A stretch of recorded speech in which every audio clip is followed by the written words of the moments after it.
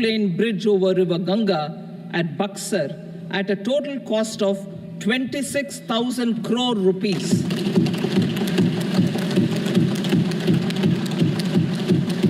Power projects, including setting up of a new 2,400 megawatt power plant at Pir Painti, will be taken up at a cost of 21,400 crore rupees. New airports, medical colleges, and sports infrastructure in Bihar will be constructed.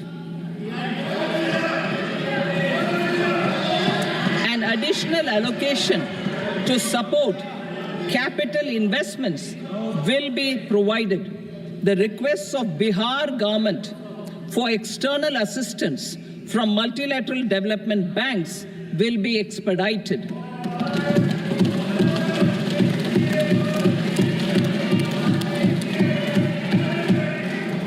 Andhra Pradesh Reorganization Act. Our government has made concerted efforts to fulfill the commitments in Andhra Pradesh Reorganization Act.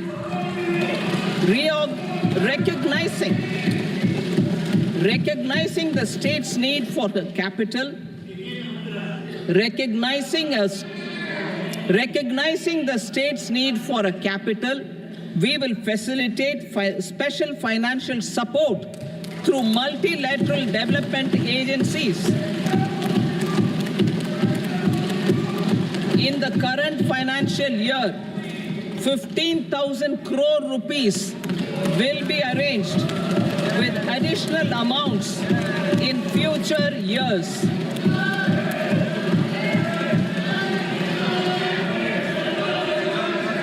Our government is fully committed to financing and early completion of the Polavaram irrigation project, which is the lifeline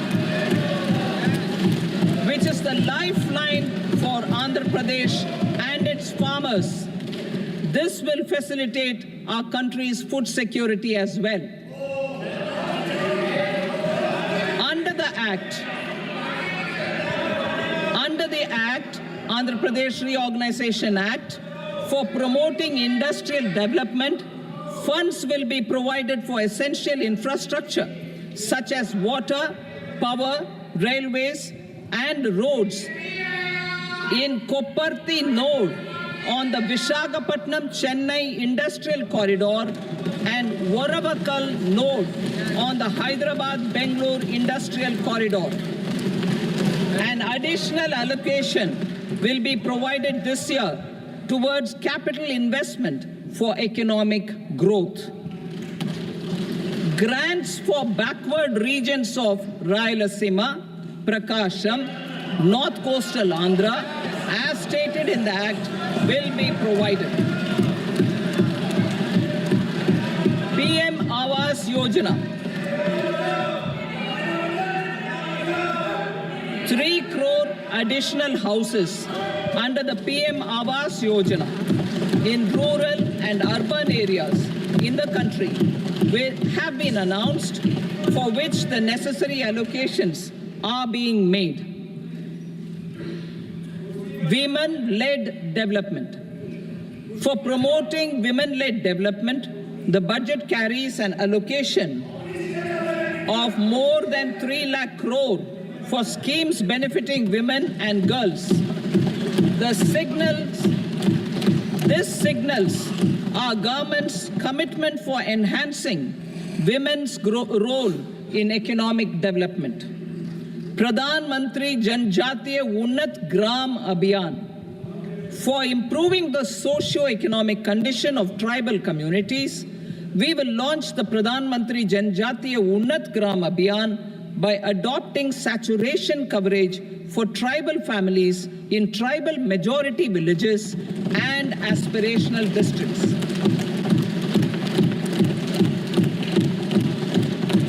This will cover 63,000 villages, benefiting 5 crore tribal people. Bank branches in northeastern region. More than 100 branches of India Post Payment Bank will be set up in the northeast region to expand the banking services. This year, I have made a provision of 2.66 lakh crore rupees for rural development, including rural infrastructure. Priority 4, manufacturing and services, support for promotion of MSMEs. This budget provides special attention to MSMEs and manufacturing, particularly labor-intensive manufacturing. We have formulated a package covering financing, regulatory changes, and technology support for MSMEs to help them grow and also compete globally, as mentioned in the interim budget. I am happy to announce the following specific measures. Credit guarantee scheme for MSMEs in the manufacturing sector.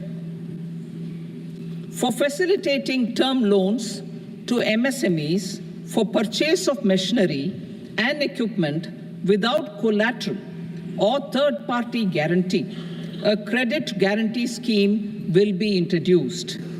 The scheme will operate on pooling of credit risks of such MSMEs. A separately constituted self-financing guarantee fund will provide to each applicant guarantee cover up to 100 crore rupees, while the loan amount may be larger.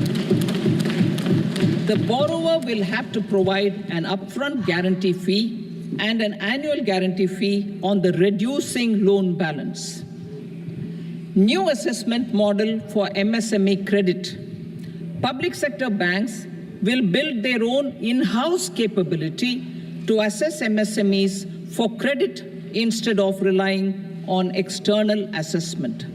They will also take a lead in developing or getting developed a new credit assessment model based on the scoring of digital footprints of the MSMEs in the economy. This is expected to be a significant improvement over the traditional assessment of credit eligibility based only on asset or turnover criteria. That will also cover MSMEs without a formal accounting system. Credit support to MSMEs during stress period.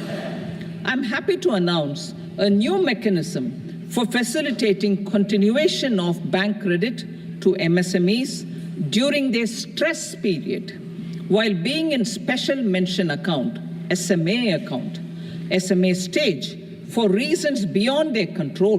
MSMEs need credit to continue their business and to avoid getting into the NPA stage. Credit availability will be supported through a guarantee from a government-promoted fund. Mudra loans. The limit of Mudra loans will be enhanced to 20 lakh from the current 10 lakh for those entrepreneurs who have availed and successfully repaid previous loans under the Tarun category. Enhanced scope for mandatory onboarding in trades. For facilitating MSMEs to unlock their working capital by converting their trade receivables into cash, I propose to reduce the turnover threshold of buyers for mandatory onboarding on the trades platform from rupees 500 crore to 250 crore rupees. This measure will bring 22 more CPSCs and 7,000 more companies onto the platform. Medium enterprises will also be included in the scope of the suppliers. SIDBI branches in MSME clusters. SIDBI will open new branches to expand its reach to serve all major MSME clusters within 3 years and provide direct credit to them. With the opening of 24 such branches this year, the service coverage will expand to 168 out of 242 major clusters. MSME units for food irradiation, quality and safety testing. financial support for setting up of 50 multi-product food irradiation units in the MSME sector will be provided. Setting up of 100 food quality and safety testing labs with NABL accreditation will be facilitated.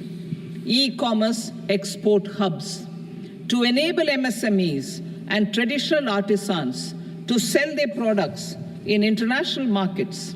E-commerce export hubs will be set up in public-private partnership mode. These hubs, under a seamless regulatory and logistic framework, will facilitate trade and export-related services under one roof. Measures for promotion of manufacturing and services. Internship in top companies. As the fifth scheme under Prime Minister's package, our government will launch a comprehensive scheme for providing internship opportunities in 500 top companies to 1 crore youth in 5 years. They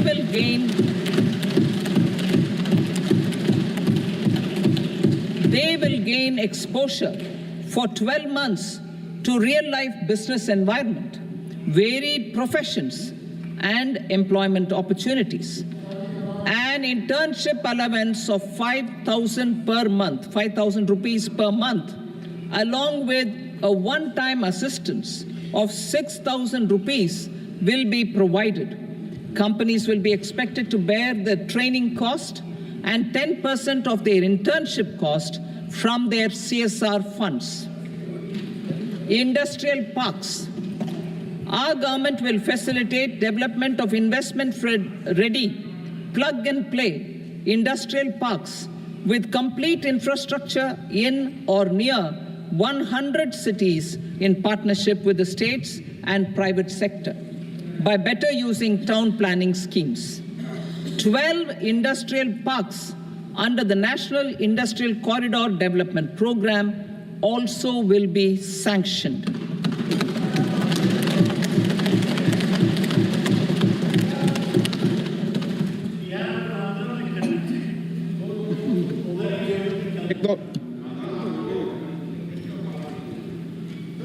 Veji paper, no, please, Petty.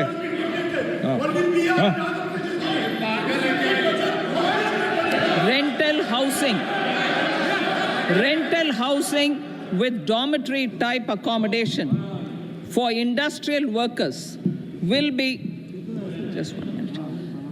Rental housing, I repeat, rental housing with dormitory type accommodation for industrial workers will be facilitated in PPP mode with VGF support and commitment from anchor industries. Shipping industry, ownership, leasing, and flagging reforms will be implemented to improve the share of Indian shipping industry and generate more employment. Critical mineral mission. We will set up a critical mineral mission for domestic production, recycling of critical minerals, and overseas acquisition of critical mineral assets. Its mandate will include technology development, skilled workforce, extended producer responsibility framework, and a suitable financing mechanism. Offshore mining of minerals.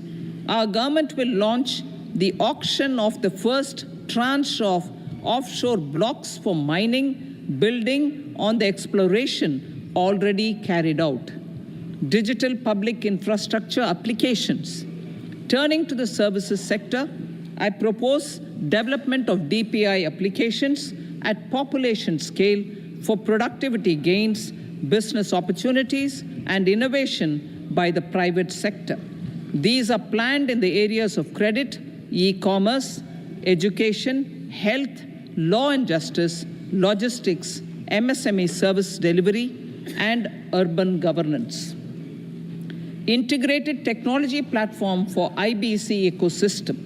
An integrated technology platform will be set up for improving the outcomes under the Insolvency Bankruptcy Code for achieving consistency, transparency, timely processing, and better oversight for all stakeholders. Voluntary closure of LLPs. The services of the Center for Processing Accelerated Corporate Exit, CPACE, will be extended for voluntary closure of LLPs to reduce the closure times.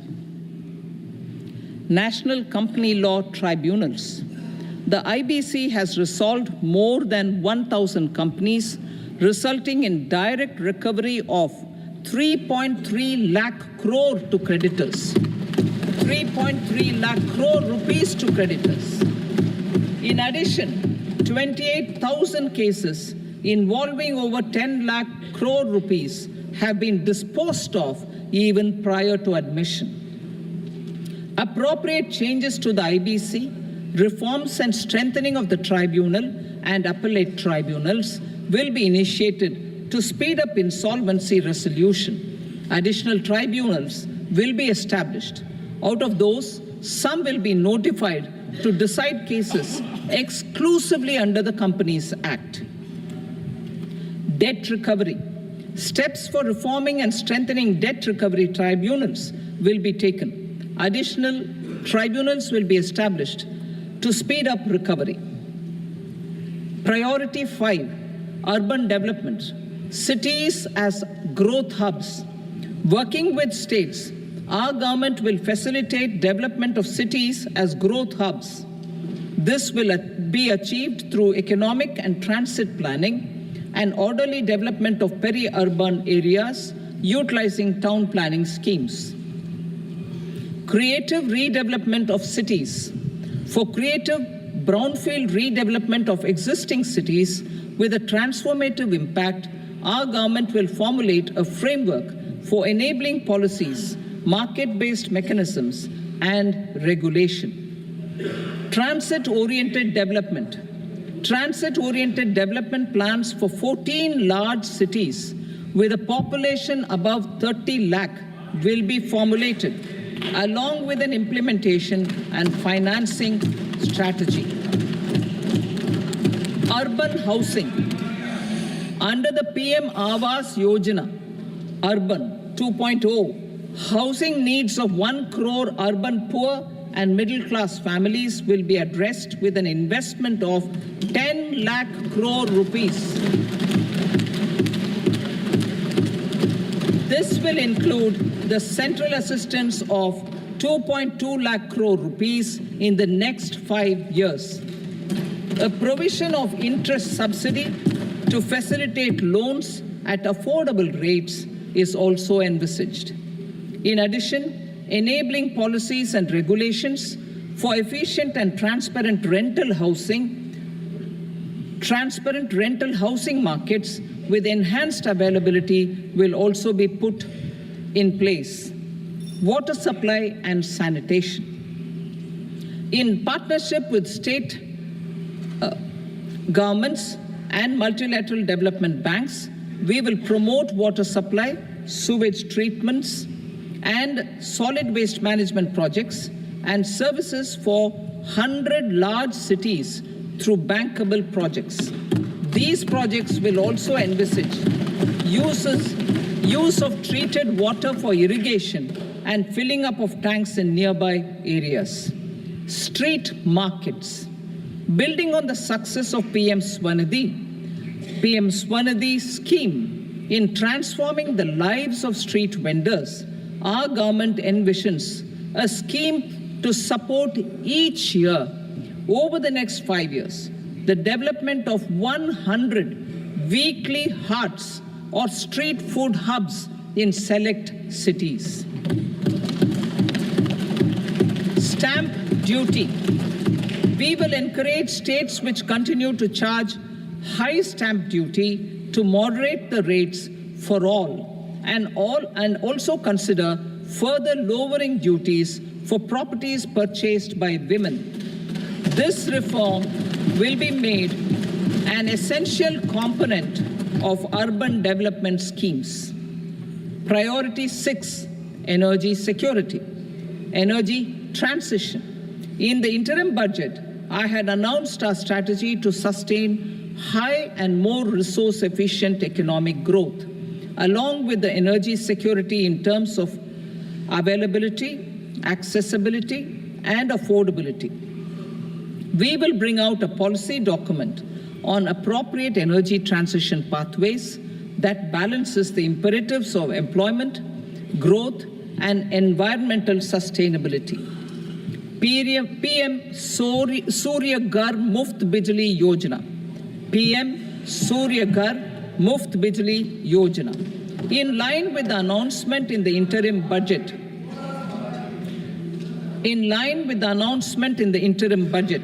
PM Surya Ghar Muft Bijli Yojana has been launched to install rooftop solar plants to enable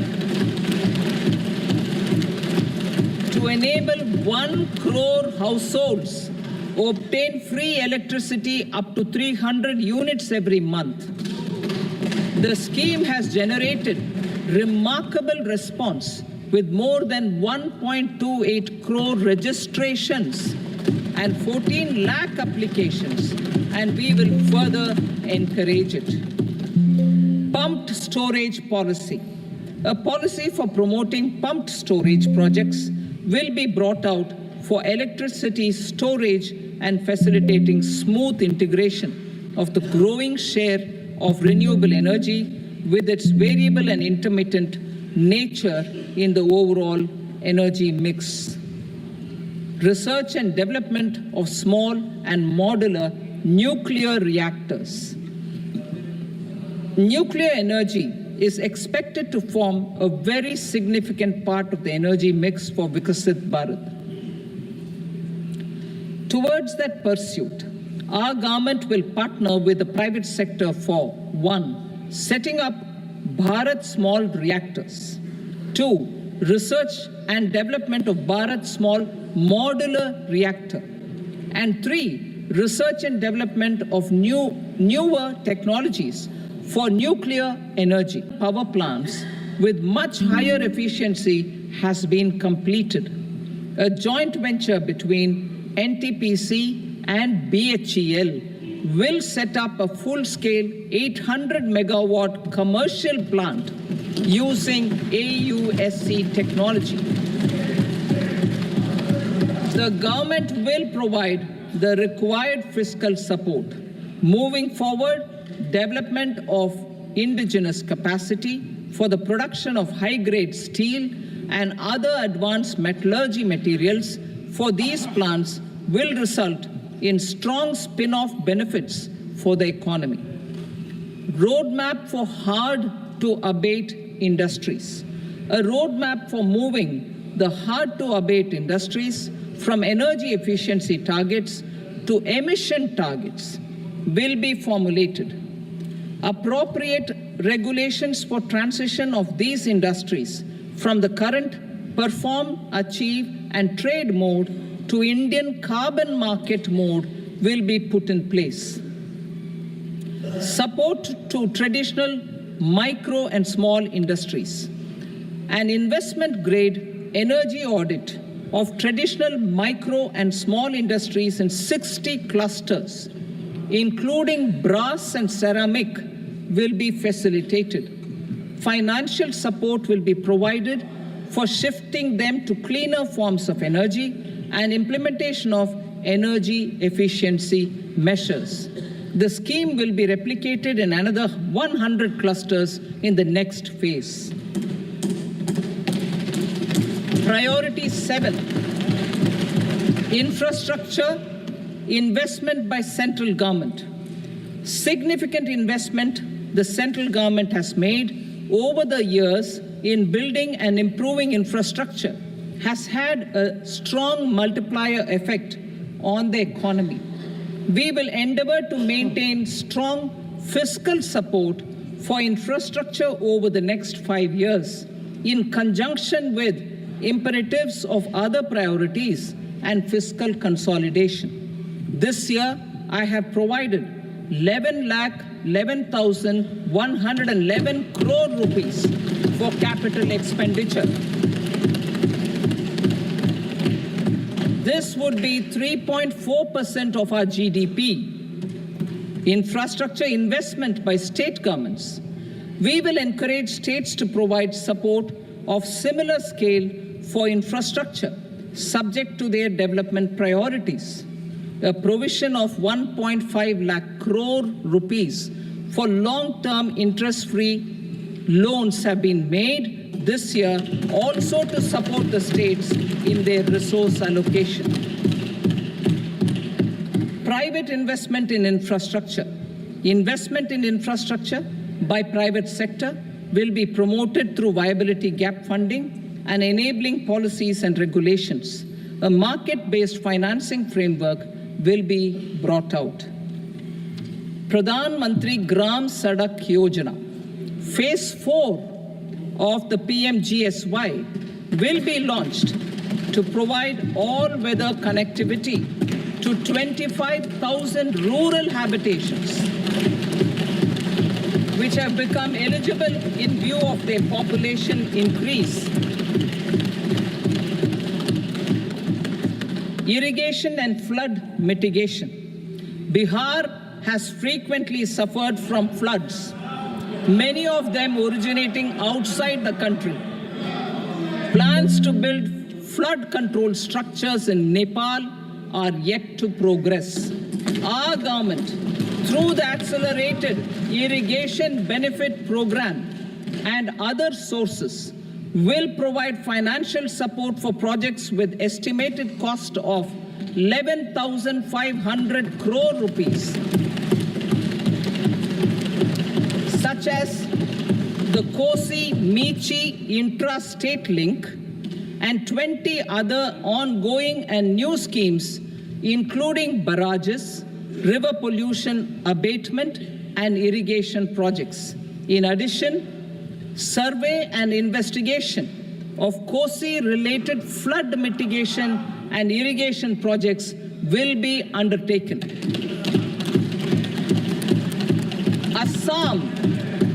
Assam grapples with floods every year by the Brahmaputra River and its tributaries originating outside India. We will provide assistance to Assam for flood management and related projects.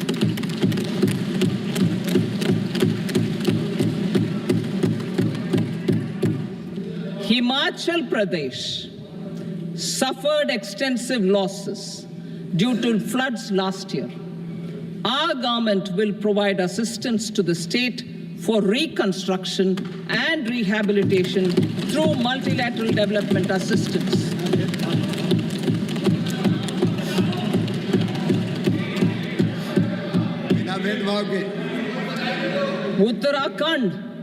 Uttarakhand too suffered losses due to cloudbursts and massive landslides. We will provide assistance to the state.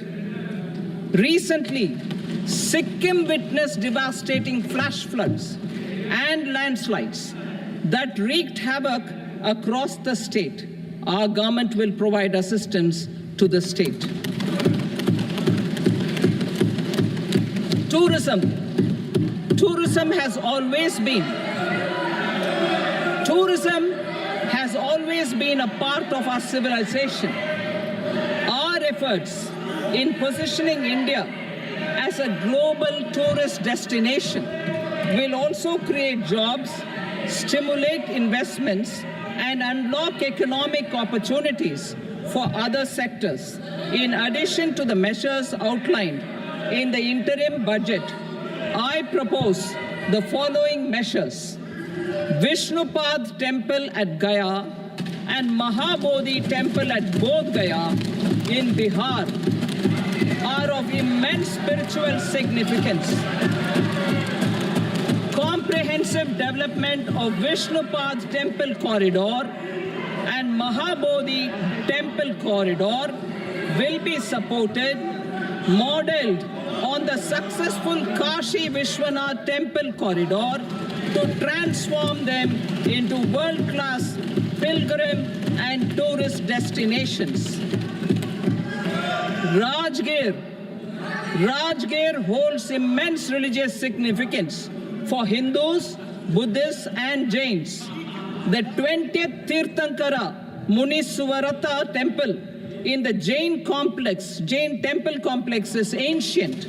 The Saptarishi, or the 7 hot springs, form a warm water Brahmkund that is sacred. A comprehensive development initiative for Rajgir will be undertaken. Our government will support the development of Nalanda as a tourist center, besides reviving Nalanda University to its glorious stature. Odisha's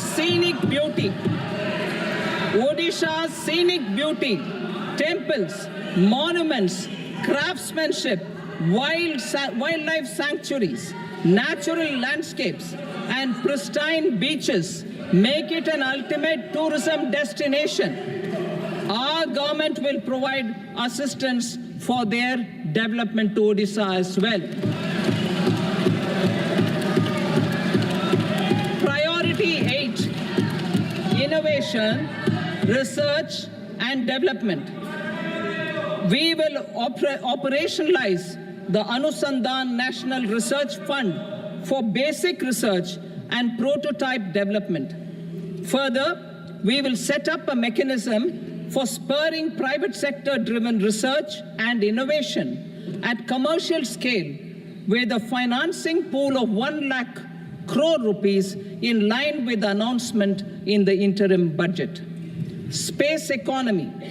With our continued emphasis on expanding the space economy by 5 times in the next 10 years, a venture capital fund of 1,000 crore rupees will be set up.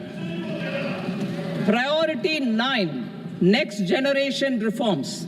Economic policy framework.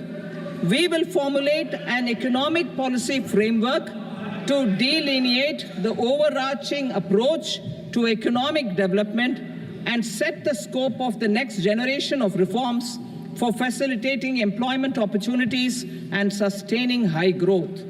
Our government will initiate and incentivize reforms for 1, improving productivity of factors of production, and 2, facilitating markets and sectors to become more efficient. These reforms will cover all factors of production, namely land, labor, capital, and entrepreneurship, and technology as an enabler of improving total factor productivity and bridging inequality. Effective implementation of several of these reforms requires collaboration between the center and the states and building consensus as development of the country lies in development of the states. For promoting competitive federalism and incentivizing states for faster implementation of reforms, I propose to earmark a significant part of the 50-year interest-free loan. Working with the states, we will initiate the following reforms.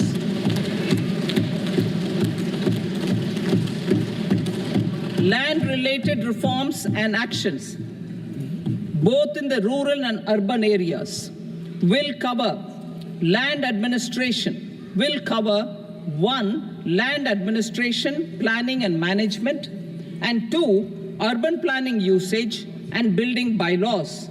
These will be incentivized for completion within the next 3 years through appropriate fiscal support. Rural land-related actions.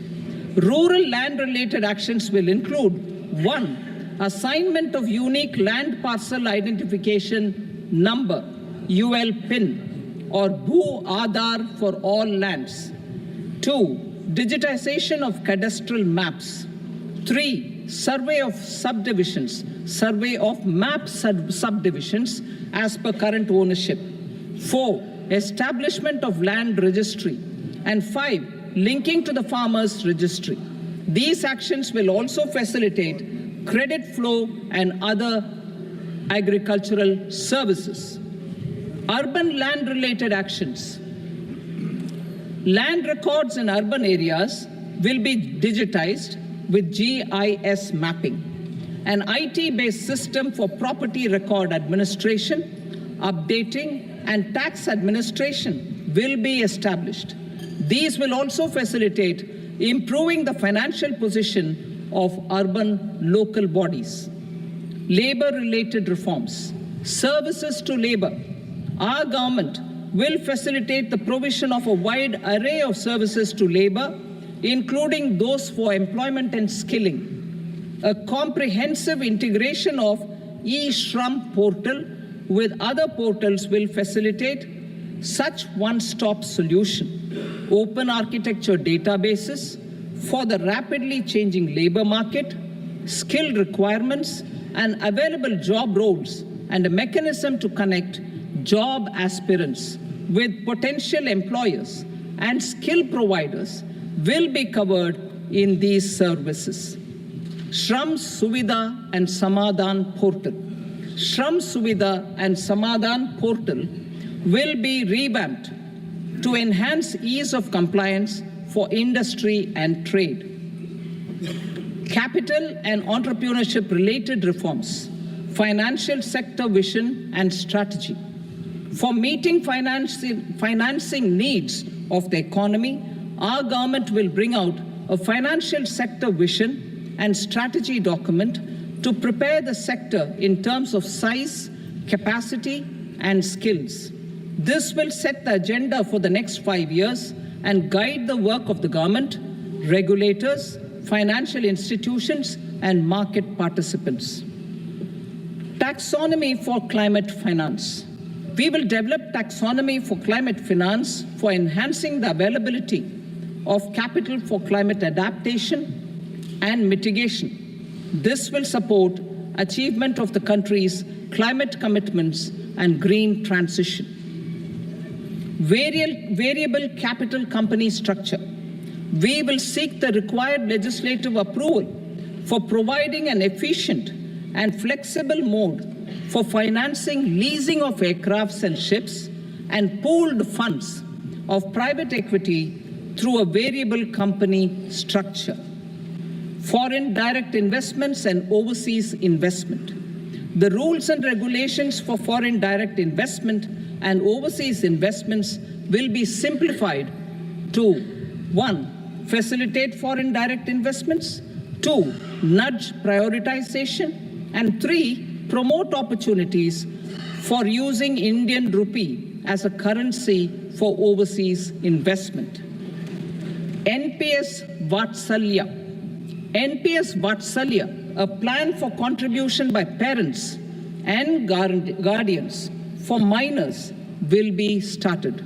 On attaining the age of majority, the plan can be converted seamlessly into a normal NPS account. Use of technology. We have successfully used technology for improving productivity and bridging inequality in our economy during the past 10 years. Public investment in digital infrastructure and innovations by the private sector have helped in improving access of all citizens, particularly the common people, to market resources, education, health, and services. We will step up adoption of technology towards digitalization of the economy. Ease of doing business. For enhancing ease of doing business, we are already working on the Jan Vishwas Bill 2.0. Further, states will be incentivized for implementation of the business reforms, action plans, and digitalization. Data and statistics. For improving data governance, collection, processing and management of data and statistics, different sectoral databases, including those established under the Digital India Mission, will be utilized with active use of technology tools. New pension scheme. The committee to review the NPS has made considerable progress in its work. I'm happy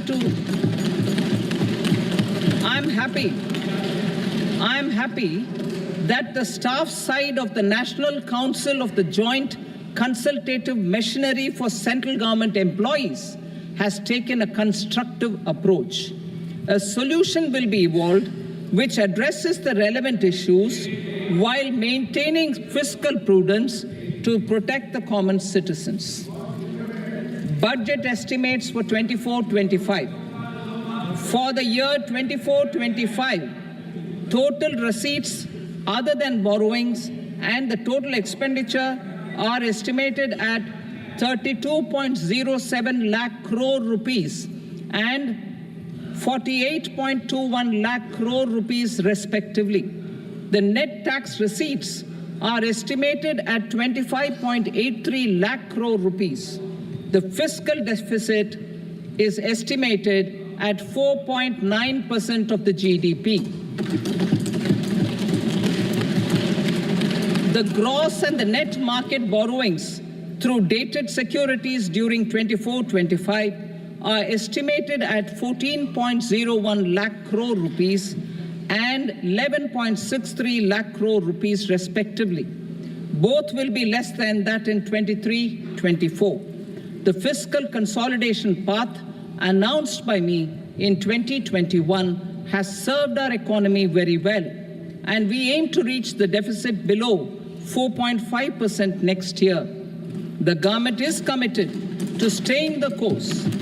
From 2026-27 onwards, our endeavor will be to keep the fiscal deficit each year such that the central government's debt will be on a declining path as percentage of GDP. I will now move to Part B.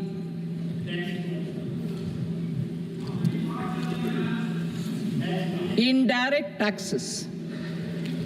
Sir, I start with GST. It has decreased tax incidence on the common man, reduced compliance burden and logistics cost for trade and industry, and enhanced revenues of the central and the state governments.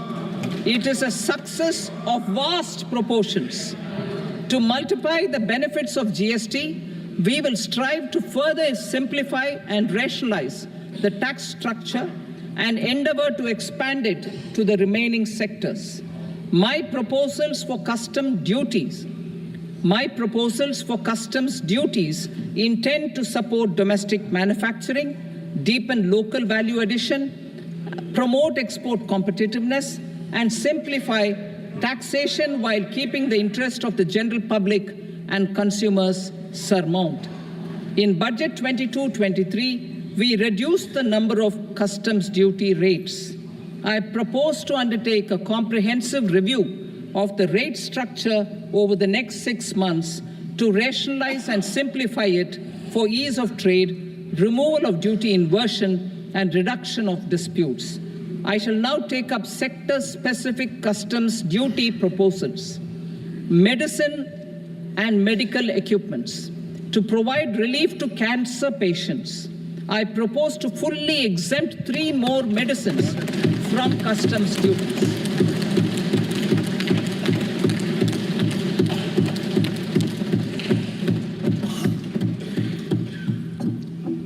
I also propose changes in the BCD on X-ray tubes and flat panel detectors for use in medical X-ray machines under the phased manufacturing program so as to synchronize them with the domestic capacity addition.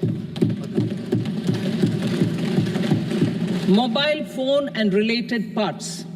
With a 3-fold increase in domestic production and almost a 100-fold jump in exports of mobile phones over the last 6 years, the Indian mobile industry has matured.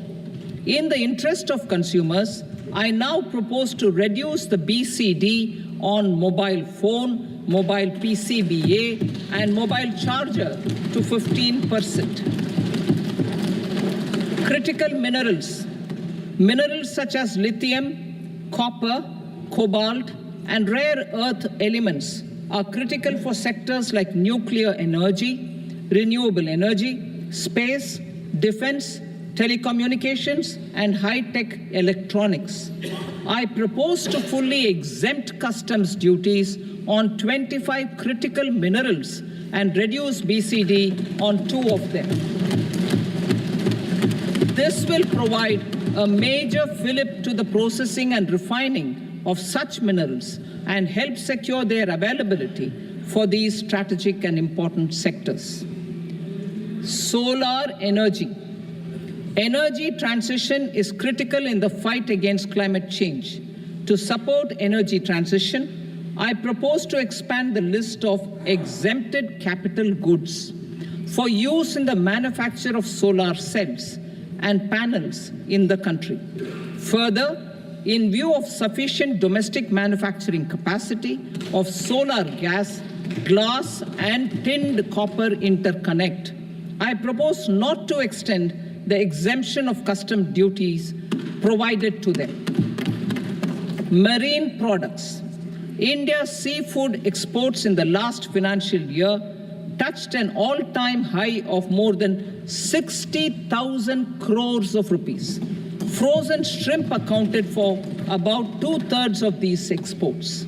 To enhance their competitiveness, I propose to reduce BCD on certain broodstock, polychaete worms, shrimp, and fish feed to 5%. I also propose to exempt customs duty on various inputs for manufacture of shrimp and fish feed. Leather and textile. Similarly, to enhance the competitiveness of exports in the leather and textile sectors, I propose to reduce BCD on real down-filling material from duck or goose. I am also making additions to the list of exempted goods for manufacture of leather and textile garments, footwear, and other leather articles for export. To rectify inversion in duty, I propose to reduce BCD subject to conditions on methylene diphenyl diisocyanate, MDI, for manufacture of spandex yarn from 7.5 to 5%. Furthermore, the export duty structure on raw hides, skin, and leather is proposed to be simplified and rationalized. Precious metals. To enhance domestic value addition in gold and precious metal jewelry in the country, I propose to reduce customs duties on gold and silver to 6% and that of platinum to 6.4%. Other metals. Steel and copper are important raw materials. To reduce their cost of production, I propose to remove the BCD on ferronickel and blister copper. I am also continuing with nil BCD on ferrous scrap and nickel cathode and concessional BCD of 2.5% on copper scrap. Electronics.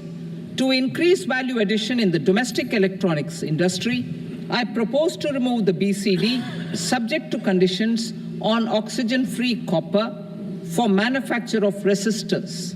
I also propose to exempt certain parts for manufacture of connectors. Chemicals and petrochemicals. To support existing and new capacities in the pipeline, I propose to increase the BCD on ammonium nitrate from 7.5% to 10%. Plastics. PVC flex banners are non-biodegradable and hazardous for environment and health. To curb their imports, I propose to raise the BCD on them from 10 to 25%. Telecommunication equipment. To incentivize domestic manufacturing, I propose to increase the BCD from 10 to 15% on PCBA of specified telecom equipment. Trade facilitation. To promote domestic aviation and boat and ship MRO, I propose to extend the period for export of goods imported for repairs from 6 months to 1 year. I'll read that again. To promote domestic aviation and boat and ship maintenance, repair, and operations, I propose to extend the period for export of goods imported for repairs from 6 months to 1 year. In the same vein, I propose to extend the time limit for re-import of goods for repairs under warranty from 3 to 5 years. I now move to direct taxes. We will continue our efforts to simplify taxes, improve taxpayer services, provide tax certainty, and reduce litigation while enhancing revenues for funding the development and welfare schemes of the government. It has been our endeavor to simplify taxation. We have taken a number of measures in the last few years, including introduction of simplified tax regimes without exemptions and deductions for corporate tax and for personal income tax. This has been appreciated by taxpayers. 58% of corporate tax came from the simplified tax regime in the financial year 22-23. Similarly, as per data available till now, for the last fiscal, more than 2/3 have availed the new personal income tax regime. Comprehensive review of the Income Tax Act. I am now announcing a comprehensive review of the Income Tax Act 1961. The purpose is to make the Act concise, lucid, easy to read and understand. This will reduce disputes and litigation, thereby providing tax certainty to the taxpayers. I will also bring down the demand embroiled in litigation. It is proposed to be completed in 6 months. A beginning is being made in the finance bill by simplifying the tax regime for charities, TDS rate structures, provisions of reassessment and such provisions, and capital gains taxation. Simplification for charities and TDS. Two tax exemption regimes. The two tax exemption regimes for charities are proposed to be merged into one.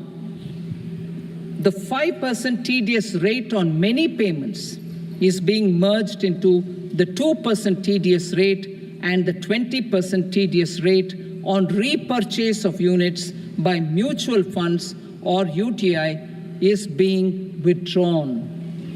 TDS rate on e-commerce operators is proposed to be reduced from 1 to 0.1%. Moreover, credit of TCS is proposed to be given in the TDS to be deducted on salary. Further, I propose to decriminalize delay for payment of TDS up to the due date of filing statement for the same. I also plan to provide a standard operating procedure for TDS defaults and simplify and rationalize the compounding guidelines for such defaults. Simplification of reassessment. I propose to thoroughly simplify the provisions for reopening and reassessment. An assessment hereinafter can be reopened beyond 3 years from the end of the assessment year only if the escaped income is 50 lakh rupees or more, up to a maximum period of 5 years from the end of the assessment year. Even in such cases, a time limit of 6 years before the year of the search, as against the existing time limit of 10 years, is being proposed. This will reduce tax uncertainty and disputes. Simplification and rationalization of capital gains. Capital gains taxation is also proposed to be hugely simplified. Short-term gains on certain financial assets shall henceforth attract a tax rate of 20%, while that on all other financial assets and all non-financial assets shall continue to attract the applicable tax rate. Long-term gains on all financial and non-financial assets, on the other hand, will attract a tax rate of 12.5%. For the benefit of the lower and the middle income classes, I propose to increase the limit of exemption of capital gains on certain financial assets to 1.25 lakh rupees per year. Listed financial assets held for more than a year will be classified as long-term, while unlisted financial assets and all non-financial assets will have to be held for at least 2 years to be classified as long-term. Unlisted bonds and debentures, debt mutual funds, and market-linked debentures, irrespective of holding period, however, will attract tax on capital gains at applicable rates. Taxpayer services. All the major taxpayer services under GST and most services under customs and income tax have been digitalized. All remaining services of customs and income tax, including rectification and order giving effect to appellate orders, shall be digitalized and made paperless over the next 2 years. Litigation and appeals. While our concerted efforts to reduce pendency of appeals at various appellate fora are beginning to show good results, it will continue to engage our highest attention. To dispose of the backlog of first appeals, I plan to deploy more officers to hear and decide such appeals, especially those with large tax effect. For resolution of certain income tax disputes pending an appeal, I am also proposing Vivad Se Vishwas Scheme 2024. Further, I propose to increase monetary limits for filing appeals related to direct taxes, excise, and service tax in the tax tribunals, high courts, and Supreme Court to 60 lakh rupees, 2 crore rupees, and 5 crore respectively, with a view to reduce litigation and provide certainty in international taxation. We will expand the scope of safe harbor rules and make them more attractive. We will also streamline the transfer pricing assessment procedure. Employment and investment. I have a few proposals to promote investment and foster employment. First of all, to bolster the Indian startup ecosystem, boost the entrepreneurial spirit, and to support innovation, I propose to abolish the so-called angel tax for all classes of investors. Second, there is tremendous potential for cruise tourism in India.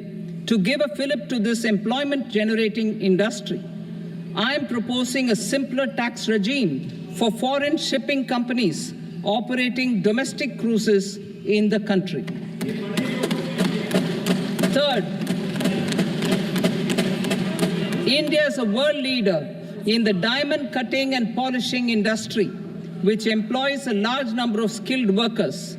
To further promote the development of this sector, we would provide for safe harbor rates for foreign mining companies selling raw diamonds in the country. Fourth, to attract foreign capital for our development needs, I propose to reduce the corporate tax rate on foreign companies from 40 to 35%. Deepening the tax base. I have a couple of proposals for deepening the tax base. First, security transaction tax on futures and options of securities is proposed to be increased to 0.02% and 0.1% respectively. Second, for reasons of equity, I propose to tax income received on buyback of shares in the hands of recipients. Other proposals. To improve social security benefits, deduction of expenditure by employers towards NPS is proposed to be increased from 10 to 14% of the employee's salary. Similarly, deduction of this expenditure up to 14% of salary from the income of employees in private sector, public sector banks, and undertakings opting for the new tax regime is proposed to be provided. Indian professionals working in multinationals get ESOPs and invest in social security schemes and other movable assets abroad. Non-reporting of such small foreign assets has penal consequences under the Black Money Act.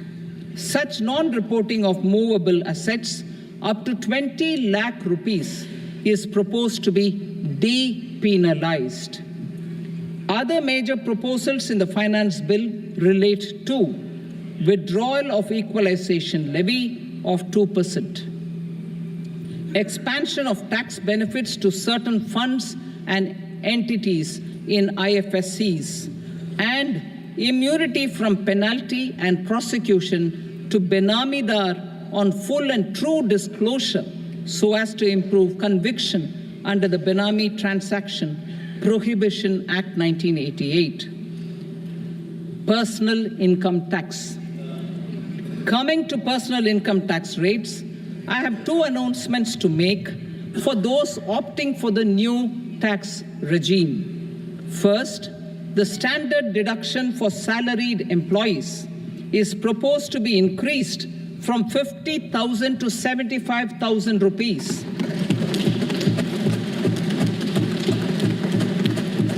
Similarly, deduction on family pension for pensioners is proposed to be enhanced from 15,000 to 25,000 rupees.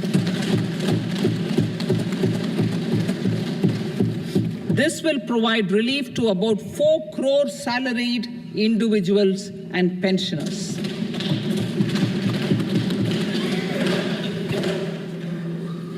Second, in the new tax regime, the tax rate structure is proposed to be revised as follows: 0 to 3 lakh rupees, nil; 3 to 7 lakh rupees, 5%; 7 to 10 lakh rupees, 10%; 10 to 12 lakh rupees, 15%; 12 to 15 lakh rupees, 20%; and above 15 lakh rupees, 30%. As a result of these changes, a salaried employee in the new tax regime stands to save up to 17,500 rupees in income tax.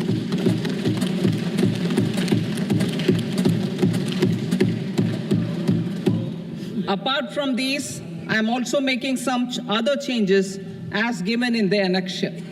As a result of these proposals, revenue of about 37,000 crore, that is 29,000 crore in direct taxes and 8,000 crore in indirect taxes will be foregone, while revenue of about 30,000 crore rupees will be additionally mobilized. Thus, the total revenue foregone is about 7,000 crores annually. Mr. Speaker, sir, with this, I commend the budget to this august House. Jai Hind.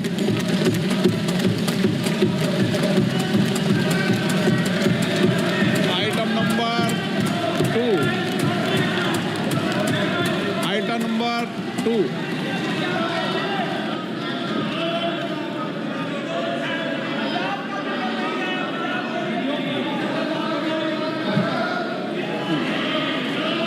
Sir, with your permission, I rise to lay on the table the following statements under Section 3 of the Fiscal Responsibility and Budget Management, FRBM Act 2003, Medium-Term Fiscal Policy cum Fiscal Policy Strategy Statement and Macroeconomic Framework Statement. Item number 3. Sir, with your permission, I rise to move for leave to introduce the Finance Number 2 Bill 2024. प्रश्न ये कि विधेयक को पूरा स्थापित करने की अनुमति प्रदान की जाए। जो सदस्य इसके पक्ष में हाँ कहें, जो सदस्य विरोध में ना कहें। मेरे विचार में निर्णय हाँ वालों के पक्ष में अनुमति प्रदान की जाती है। माननीय मंत्री जी, अब विधेयक पूरा स्थापित करें। Sir, I introduce the bill. Item number 4. The Union Territory of Jammu and Kashmir budget. Sir, I rise to present a statement, Hindi and English versions, of the estimated receipts and expenditure of the Union Territory of Jammu Kashmir for the year 24-25. सभा की कार्रवाई कल बुधवार दिनांक 24 जुलाई 2024 को प्राप्त 11 बजे तक के लिए स्थगित की जाती है।